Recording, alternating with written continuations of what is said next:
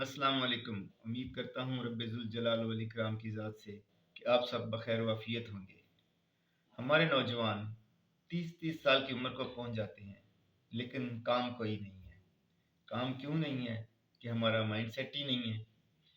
बाहर दुनिया में देखें, बच्चे 14-15 साल के बाद तो सारे ही काम करना शुरू कर देते हैं। बल्कि आप देखें, आप चाइना में जाएँ, 5-5 साल के बच्चे काम कर रहे हैं। वो कैसे कर रहे हैं? हमें काम मिलता ही नहीं है।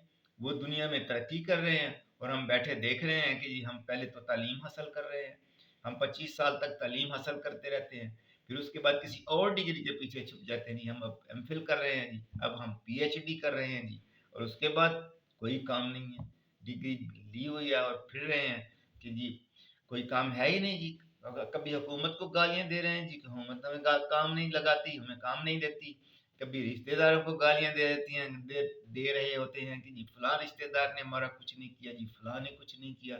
वालिदैन को, अब वालिदैन की बूढ़ी हड्डियों को माफ़ कर दें, उनको जौं की तरह चाटना छोड़ दें, उनका सहारा बनें। नहीं बन सकते तो कम से कम उनसे तो ना लें ना।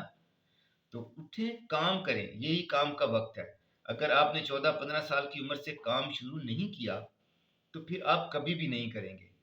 और अगर आप 30 साल तक ये बैठे देखते रहेंगे जी कि काम हमारे पास आएगा, एक दफ्तर होगा बड़ा-सा, वहाँ पे हम बैठेंगे, मेज़ लगी होगी बड़ी सारी, हम सीईओ बनेंगे, तो ऐसा कभी नहीं होगा।